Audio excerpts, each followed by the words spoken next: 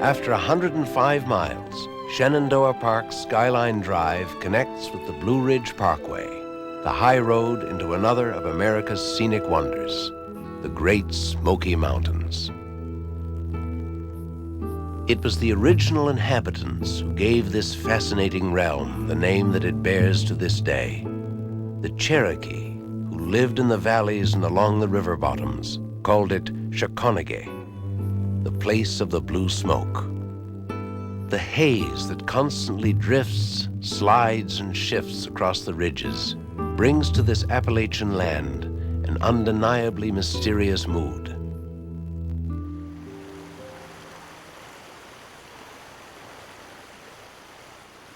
Extremely high rainfall has covered the mountain slopes with an extraordinary, lush blanket of vegetation. Dogwood and wildflowers line the cascading streams.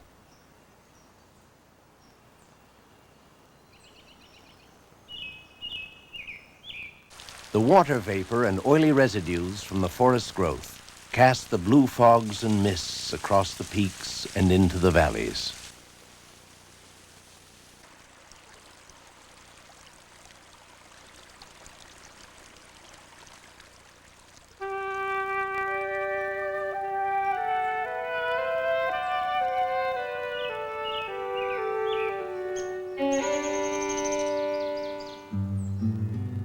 Settlers from the British Isles found their way here in the late 1700s and early 1800s, Irish, Scots, and English.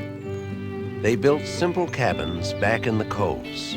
Life was hard and farming was difficult in the rocky soil. But by fishing, hunting, and gathering berries and honey, the settlers became self-sufficient and fiercely independent. The frontier of America, meanwhile, was pushing west. Appalachia was bypassed, which seemed to suit many of the mountain people just fine, for they had created their own unique style of living. They had become fine craftsmen as well. Their ingenious adaptations of the forest for building are unsurpassed. The cane-bottom chairs, the spinning wheels, the handcrafted musical instruments, the weaving, quilting, and natural dye-making are still very much alive in the Smokies today, as is the art of spinning a yarn. It's mighty peaceful here in these great Smoky Mountains, isn't it?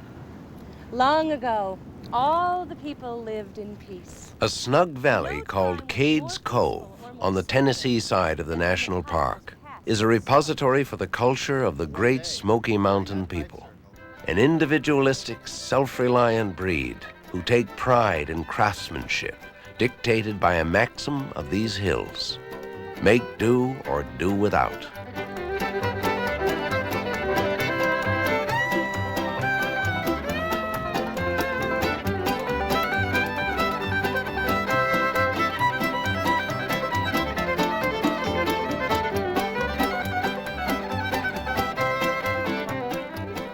There's another traditional saying among these folks, to whom proverbs seem an intrinsic part of everyday life.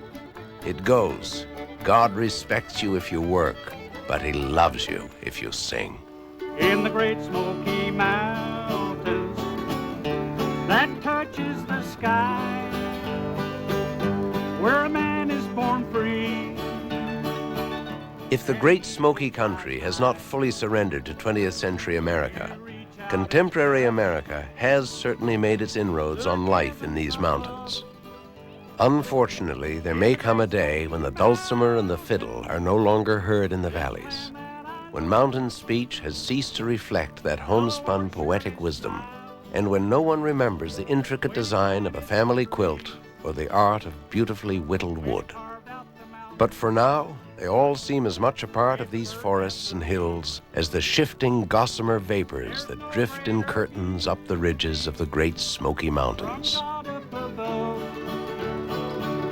Then the Great Smoky Mountains.